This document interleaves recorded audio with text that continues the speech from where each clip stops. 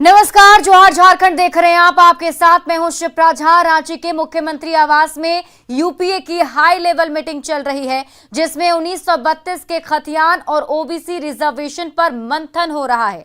साथ ही विधानसभा के संभावित सत्र पर भी सहमति बनाने की कोशिश हो रही है। बैठक का मकसद यूपीए के अंदर खतियान को लेकर उठ रहे आवाज है, इसलिए मुख्यमंत्री हेमंत सोरेन खुद अपने सहयोगियों के बीच सहमति बनाने की कोशिश कर रहे हैं। इस मीटिंग में जेएमएम, कांग्रेस और आरजेडी विधायकों के साथ साथ सिंहभूम की कांग्रेस सांसद गीता कोड़ा भी मौजूद हैं, जिन्होंने 1932 के खतियान का मुखर होकर विरोध किया था। रांची संवाददाता अविनाश कुमार हमारे साथ लाइव जुड़े हुए हैं। अविनाश, कितना देर हो गया इस मीटिंग को और इस मीटिंग में अंदर खाने क्या कुछ चल रहा है, कुछ जानकारी आप तक पहुंच पाई? देखिए, बैठक शुरू हुए 1 घंटे से ज़्यादा का वक्त बीत चुका है और हम लगातार अपने दर्शकों को ये बता रहे हैं कि जो ये बैठक है ये राजनीति के लिहाज से और जो सरकार ने जो निर्णय लिए हैं, कैबिनेट ने जो 2 महत्वपूर्ण निर्णय लिए थे, एक पहला 1932 का खतियान जो स्थानीय नीति को लेकर है और दूसरा जो है वो 27% आरक्षण ओबीसी को लेकर। इन दोनों ही विधेयक को सदन में लाना है, इसके लिए विशेष सत्र भी होना है। लेकिन इससे पहले आज गठबंधन के अंदर में इस बात की सहमति बनाने की कोशिश हो रही है और उनकी बात सुनने की कोशिश हो रही है, क्योंकि आपने देखा होगा कि जैसे ही 1932 के खतियान को लेकर कैबिनेट में मुहर लगी, सबसे पहले कांग्रेस के अंदर से, खासकर अगर हम मधु कोड़ा जो पूर्व मुख्यमंत्री उनकी बात करें, उनकी पत्नी और कांग्रेस की सांसद गीता कोड़ा की बात करें, कुछ और विधायकों की बात करें, झरिया के विधायक की बात करें, तो कुछ ऐसे अपने दल के अंदर से पार्टी के नेताओं की बात करें, विधायकों की बात करें, आवाज सुनने को मिली। और खासकर जो नेता नहीं बोल पा रहे हैं, मैं इस ओर इशारा करना चाहता हूं कि अगर आप कोल्हान में 14 सीटों की बात करेंगे, टोटल सीटें विधानसभा की 14 हैं और उसमें से 11 सीटें जेएमएम के पास हैं, लेकिन जेएमएम के विधायकों के द्वारा वो बातें नहीं कही गई मीडिया के सामने आकर जो बात गीता कोड़ा कह रही थी। ये अनुशासन है, शायद इसलिए वो मीडिया के सामने नहीं कह रहे, लेकिन दर्द उतना ही है। इसलिए क्योंकि 1932 के बाद भी कई जिलों में अलग अलग सर्वे के अलग अलग डेट हैं और आप 64 तक की बात कर लें, 32 से लेकर 64 तक की बात कर लें, तो ये सारी बातें सामने आ रही है। इसलिए अब गठबंधन के अंदर ये कोशिश हो रही है कि खतियान आधारित स्थानीय नीति और नियोजन नीति तो जरूर बढ़ना चाहिए, लेकिन इसमें सिर्फ 1932 नहीं रहेगा, इसके अलावे भी जो सर्वे हुए हैं, अंतिम सर्वे जो हुए हैं, जो सरकार के रिकॉर्ड में हैं, उनको शामिल किया जाएगा। पहला तो ये है, और इसके लिए ये जरूरी है कि आप जब तक एक साथ नहीं बैठेंगे, अपने विधायकों की बात नहीं सुनेंगे, गठबंधन दल के विधायकों की बात नहीं सुनेंगे, तब तक ये संभव नहीं है। इसलिए सरकार की जो ये कोशिश है, एक अच्छी कोशिश कह सकते हैं, विशेष सत्र से पहले, क्योंकि अगर सत्र के आह्वान के बाद, आहूत करने के बाद अगर सदन में अगर आम सहमति सरकार के अंदर नहीं दिखेगी, तब सरकार के लिए इस विधेयक को सदन से पास करा पाना मुश्किल हो सकता है। बिल्कुल अविनाश, लेकिन जरा आपसे थोड़ा अच्छे से समझना चाहेंगे, 1932 का खतियान को लेकर के यहाँ पर बात सामने आ रही है, सर्वे को लेकर खास तौर पर तकरार जो है देखने को मिल रहा है, तो इसको किस तरीके से सॉल्व किया जा सकता है? क्या बीच का रास्ता हो सकता है जिसमें सरकार की तरफ से आज ये पहल भी की जाए जो बैठक चल रही है उसमें? नहीं, इसी के लिए मैंने कहा कि अगर आप देखें राज्य गठन से पहले की अगर बात को देखें या आंदोलन को भी देखें, तो 1932 का खतियान और उस 1932 की लड़ाई को लेकर हमेशा से ही जेएमएम की बात करें या दूसरे राजनीतिक दलों की भी बात करें, तो वहां से आवाज उठती रही है। यहाँ तक कि अभी जो मधुबन में जो बीजेपी का कार्यशाला जो हुआ था, 3 दिनों तक जो बैठक चली थी, उसके अगर हम बात करें तो बैकड्रॉप की बात करें तो उसमें 1932 लिखा हुआ था। ये बात इस बात को दर्शाता है कि हर एक राजनीतिक दल के अंदर 1932 को लेकर जो एक राजनीतिक रूप से जो अब तक का जो दाव खेला जाता रहा है और केंद्र बिंदु में 1932 रहा है, उसी को ध्यान में रखते हुए मौजूदा सरकार ने एक बड़ा दाव खेला और कैबिनेट से इसकी मंजूरी मिली। इसका मतलब ये कहीं नहीं है कि 1932 से पहले या 1932 के बाद भी राज्य के अंदर सर्वे नहीं हुए। अलग अलग आप इस पूरी खबर पर नजर बनाए रखिए, वापस भी आपसे अपडेट लेंगे। बहुत बहुत शुक्रिया तमाम जानकारी के लिए। बढ़ते हैं आगे। रांची के झारखंड मंत्रालय में मुख्यमंत्री हेमंत सोरेन ने आला पुलिस अफसरों के साथ लॉ एंड ऑर्डर को लेकर रिव्यू मीटिंग की। इस मौके पर मुख्यमंत्री के सामने पुलिस महकमे ने रिपोर्ट कार्ड पेश किया, जिसमें बताया गया कि बूढ़ा पहाड़, पारसनाथ, सारंडा, पोड़ाहाट और चतरा में 25 नए फॉरवर्ड पोस्ट और कैंप लगाए गए हैं। साथ ही कोडरमा, रामगढ़ और सिमडेगा को नक्सल प्रभावित जिलों की सूची से हटाने के बारे में भी जानकारी दी गई। अब झारखंड के 22 में से 16 जिले ही नक्सल प्रभावित बच गए हैं। इसमें से 8 जिले अति नक्सल प्रभावित हैं। यही नहीं, झारखंड में पिछले 2 साल के दौरान 27 बार पुलिस और नक्सलियों के बीच मुठभेड़ हुए, जिसमें 27 नक्सली मारे गए हैं, जबकि 45 नक्सलियों ने सरेंडर कर दिया है। वहीं झारखंड पुलिस ने 1131 नक्सलियों को गिरफ्तार भी किया है। पर्व इस बार अक्टूबर में ही है, तो अक्टूबर का महीना पार्टिकुलरली सेंसिटिव रहेगा, तो सभी जिलों को कहा गया अलर्ट पर रहने के लिए। और जो ऑपरेशंस हुए हैं वो जो ऑपरेशन डबल बुल हुआ, जिसके फलस्वरूप ऑपरेशन ऑक्टोपस सफलतापूर्वक संचालित किया जा सका और बड़ा पहाड़ पर जो कार्रवाई हुई, इन सभी पे चर्चा हुई। सिमडेगा के कांग्रेस विधायक भूषण बाड़ा पर धर्मांतरण का दबाव बनाने का मामला राजनीतिक रंग लेने लगा है। बीजेपी ने कार्रवाई की मांग की तो कांग्रेस ने आरोपों को गलत बताया।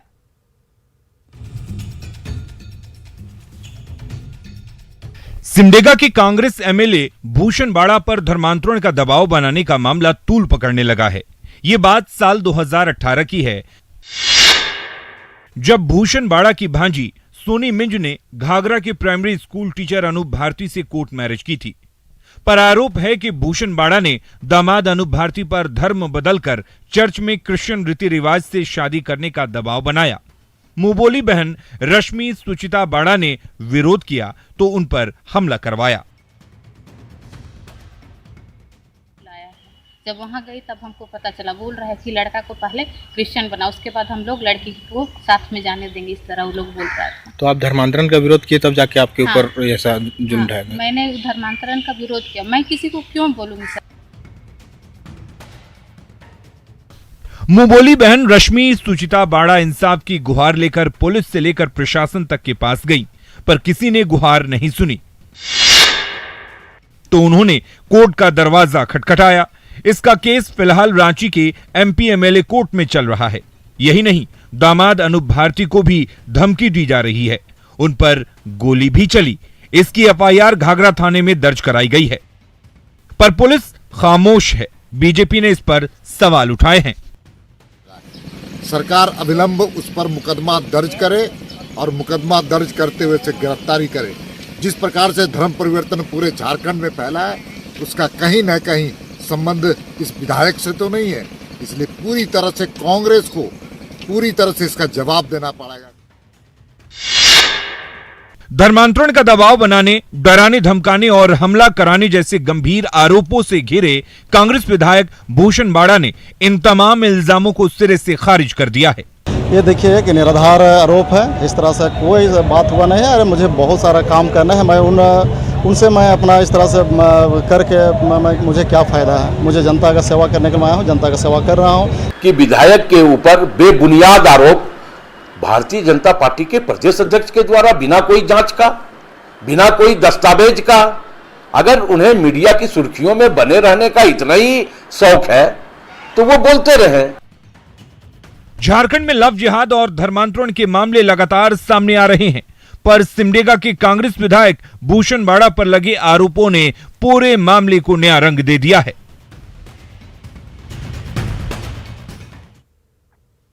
धनबाद नगर निगम ने हीरापुर से माड़ा क्लब तक अतिक्रमण हटाओ अभियान चलाया। इस दौरान जेसीबी के पीले पंजे ने सैकड़ों अवैध झोपड़ी और दुकानों को ढहा दिया।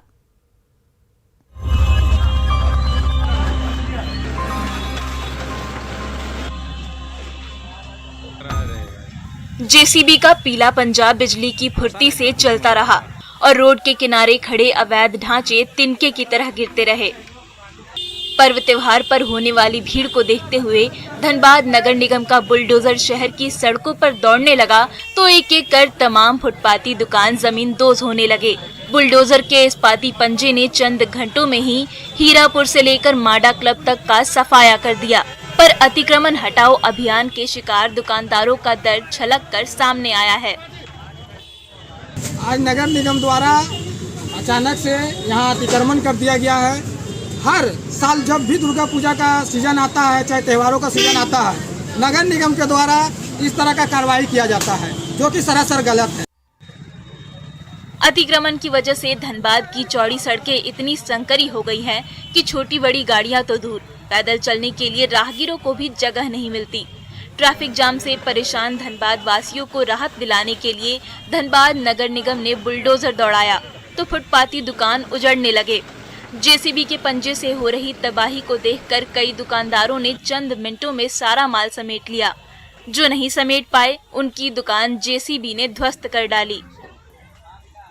ये पार्क मार्केट हीरापुर का जो है व्यस्त इलाका, इसमें जो है अतिक्रमण करके कार्रवाई जो था दुकानदारों ने, छोटे दुकानदारों ने अतिक्रमण कर रखा था, उसी का आज हम लोग जो है अतिक्रमण। धनबाद की रफ्तार और धनबाद के विकास में रोड़ा बने अतिक्रमण और अवैध ढांचों को तो जेसीबी ने ढहा दिया, पर जैसे ही जेसीबी लौटेगी वैसे ही ये अवैध दुकान और झोपड़ियां एक बार फिर से रातों रात खड़ी हो जाएंगी। इसलिए समस्या का स्थायी समाधान निकालना बेहद जरूरी है। संजय गुप्ता, न्यूज़ 18, धनबाद।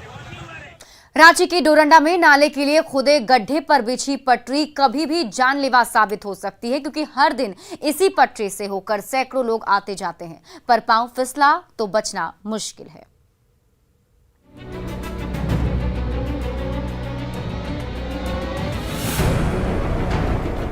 बाउंड्री के नीचे से निकला गंदा नाला और उस नाले के ऊपर तनी बांस की संकरी की चचरी। इसी चचरी पर पांव रखकर ये स्टूडेंट्स क्लास करने डोरंडा कॉलेज जा रहे हैं, तो राहगीर और छोटे छोटे बच्चे भी इसी चचरी पर पांव रखकर गुजर रहे हैं। पर जरा सोचिए, पांव फिसला तो इनका क्या हाल होगा।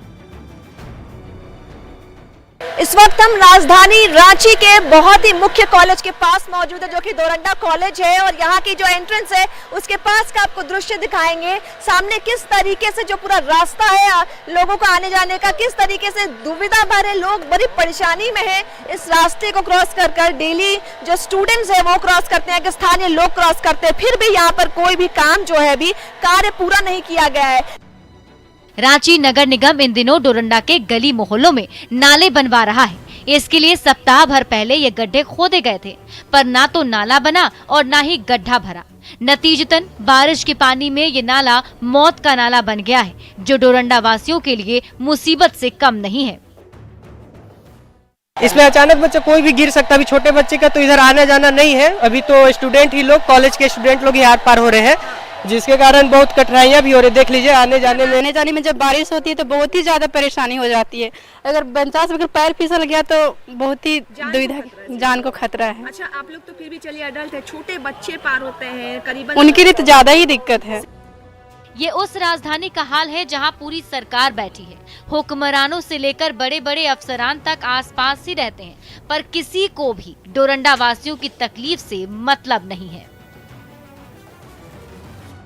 कि इस इलाके से ठीक बगल में 1 किलोमीटर की दूरी पे मंत्रियों के आवास है, जहां पर कई मंत्री रहते हैं, लेकिन इस इलाके का सूद लेने वाला कोई नहीं है। सामने आपको हमने एक रियलिटी दर्शाई है, जहां पर महीनों से ये काम चल रहा है, पर फिर भी काम पूरा नहीं हो पाया है, जिसका जो भुगतान है कि स्थानीय और जो स्टूडेंट्स है उनको करना पड़ रहा है। रूपाली त्रिपाठी, न्यूज़ 18, रांची। बोकारो के कसमार प्रखंड के +2 हाई स्कूल में जोरदार हंगामा हुआ। शिक्षक पर पिटाई का आरोप लगाकर अभिभावकों और छात्रों ने प्रदर्शन किया। स्कूल के शिक्षक विनीत झा पर राजकुमार महतो को पीटने का आरोप है, जिससे छात्र को गहरी चोट आई। हंगामे की सूचना मिलते ही पुलिस भी मौके पर पहुंची। छात्रों को समझा बुझाकर मामला शांत कराया गया। साथ ही छात्र के बेहतर इलाज का आश्वासन भी दिया गया है। बच्चा को मारपीट किए थे, उसी को लेकर के आज स्कूल के बच्चा सब हंगामा कर रहा था कि उस मास्टर पर कार्रवाई होनी चाहिए, और मास्टर किस अधिकार से मारा, तरह तरह के आरोप प्रत्यारोप चल रहा था। वो मास्टर जो है आज स्कूल में नहीं है प्रेजेंट। गार्जियन को बोला गया है कि अगर वो कानूनी कार्रवाई चाहते हैं तो प्रतिवेदन दें, हम लोग FIR दर्ज कर कार्रवाई करेंगे। झारखंड का दूसरा सबसे ऊंचा तिरंगा देवघर के एम्स कैंपस में फहराया गया। इसकी ऊंचाई है 108 फीट। इस मौके पर गोड्डा के बीजेपी सांसद निशिकांत दुबे, एम्स के director Saurabh Varshney, Flag Foundation of India के CEO major general Aseem Kohli और बीजेपी विधायक नारायण दास समेत बड़ी संख्या में आम लोग भी शामिल हुए। सबसे ऊंचा, मतलब एक और भी जो है वो इतना ही ऊंचा है। यदि हम तिरंगा फहराते हैं, स्वाभाविक है कि ये फक्र का विषय है, ये सम्मान का विषय है, इज्जत का विषय है। समाज सेवा का संकल्प लेके यहाँ जुड़े हुए हैं और ये हमको हमेशा प्रेरणा देगा जब इसको देंगे कि हमेशा ये पूछा जाता है कि हम लोग की एक भारतीयों से कि हम ये उम्मीद करते हैं कि हमें देश ने क्या दिया। ये तिरंगा हमेशा हमको याद दिलाएगा हमने देश को क्या दिया। गिरिडीह के बगोदर और सरिया के बीचों बीच प्रकृति की गोद में बसा हनुमानगढ़ी मंदिर बेहद खास है। जब भी मंदिर की घंटी बजती है, बंदरों का झुंड हनुमान मंदिर दौड़ा चला आता है।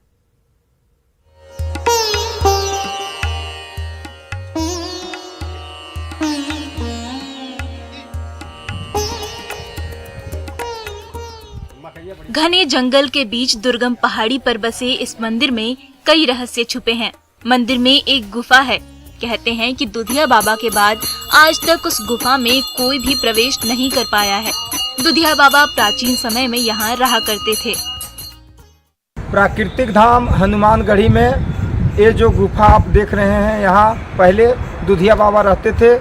ये अंदर में एक तालाब जो है उसमें स्नान करके निकलते थे और उसके देवासना होने के बाद अभी तक वो कहीं किसी ने अंदर नहीं गया है और पट ऑटोमेटिक बंद हो गया है। मंदिर के पीछे एक तालाब है जो इसकी खूबसूरती में चार चांद लगा देता है। इस मंदिर की एक और अद्भुत बात ये है कि जब भी मंदिर की घंटी बजती है या आरती की जाती है तो सैकड़ों की संख्या में हनुमान मंदिर पहुंच जाते हैं।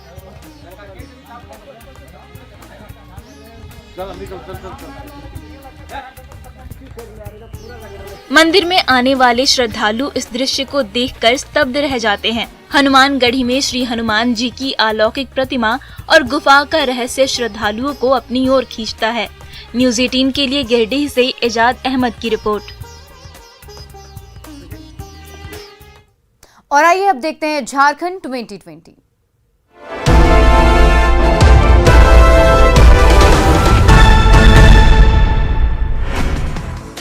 गिरिडीह विधायक सुखदेव कुमार सोनू ने की प्रेस कॉन्फ्रेंस। जिले में बनने वाले रिंग रोड और सड़क के बारे में दी जानकारी। एनएच और राज्य सरकार के मद से होगा सड़क का निर्माण। झारखंड में नगर निगम के सफाई कर्मियों की हड़ताल तीसरे दिन भी जारी। 5 सूत्री मांग को लेकर सरकार के खिलाफ विरोध प्रदर्शन। गोड्डा की महागामा पुलिस ने चलाया वाहन चेकिंग अभियान। चेकिंग के दौरान की गई हेलमेट, ड्राइविंग लाइसेंस एवं अन्य कागजात की जांच। बोकारो में दुर्व्यवहार और मानदेय नहीं मिलने से नाराज सहियाओं ने सीएम कार्यालय के बाहर दिया धरना। विभाग के अधिकारी पर लगाया दुर्व्यवहार का आरोप। धनबाद में चलती ऑटो से महिला का पर्स छीनकर फरार हुए बाइक सवार बदमाश। दुर्गा पूजा नजदीक आते ही चोर उचक्कों का बढ़ा आतंक। चतरा के प्रतापपुर में 4 दिन पहले पुलिस नक्सली मुठभेड़ का मामला। सीआरपीएफ के घायल जवान चितरंजन कुमार इलाज के दौरान शहीद। राजगीर के थे रहने वाले। जामताड़ा के बाद अब देवघर भी बन रहा साइबर अपराधियों का गढ़। अगस्त में देवघर में पकड़े गए 223 साइबर अपराधी। गोड्डा के बाराहाट में खराब सड़क का विरोध। बाराहाट के मुखिया ने भी गंदे पानी में बैठकर जताया विरोध। गढ़वा के श्री बंशीधर नगर अनुमंडल के चैंबर ऑफ कॉमर्स ने प्रशासन के खिलाफ खोला मोर्चा। अनाज से लदा ट्रक पकड़ने जाने का कर रहे विरोध। गुमला के बरटोली गांव से पीएलएफआई का सक्रिय सदस्य आशीष भगत गिरफ्तार। 13 सालों से था फरार, पुलिस ने भेजा जेल। सिमडेगा सदर अस्पताल का एसडीओ ने किया निरीक्षण। खाने की क्वालिटी का लिया जायजा। सुधार करके लोगों को दिए कई दिशा निर्देश। बोकारो उपायुक्त कार्यालय के सामने प्रदर्शन। कई मुद्दों को लेकर झारखंड जन संघर्ष मोर्चा ने किया प्रदर्शन। बोकारो के पेटरवार में अवैध कोयला खनन के खिलाफ पुलिस ने की कार्रवाई। 18 टन अवैध कोयला किया जब्त। हजारीबाग के चौपारण में एसीबी के हत्थे चढ़ा पंचायत सेवक। प्रधानमंत्री आवास योजना के नाम पर ले रहा था ग्रामीणों से 5,000 रुपए रिश्वत। भदानी नगर में मतकमा चौक से रांची को जोड़ने वाली 24 किलोमीटर लंबी सड़क जर्जर, लोगों को आने जाने में होती है परेशानी। लोहरदगा में शांतिपूर्ण तरीके से दुर्गा पूजा मनाने को लेकर लोहरदगा थाने में हुई शांति समिति की बैठक, पूजा के दौरान सुरक्षा को लेकर की गई चर्चा। गुमला में ग्रामीण पोल्ट्री स्वावलंबी सहकारी समिति ने मनाई 20वीं वर्षगांठ। मौके पर मौजूद सांसद सुदर्शन भगत ने महिला स्वावलंबन को बढ़ावा देने के लिए संस्था की सराहना की। रामगढ़ में सेवा पखवाड़ा के तहत 150 से अधिक दिव्यांगों को बांटा गया कृत्रिम अंग। हजारीबाग के बीजेपी सांसद जयंत सिन्हा मुख्य अतिथि के तौर पर रहे मौजूद। गुमला में सेवा पखवाड़ा के तहत बीजेपी ने सदर अस्पताल में टीकाकरण बूस्टर डोज शिविर का किया आयोजन। लोहरदगा सांसद सुदर्शन भगत ने लोगों से की बूस्टर डोज लेने की अपील। बोकारो में सेविका सहायिकाओं ने निकाली आभार यात्रा। मानदेय वृद्धि की वर्षों पुरानी मांग को कैबिनेट की मंजूरी मिलने के बाद पूरे राज्य में खुशी का माहौल।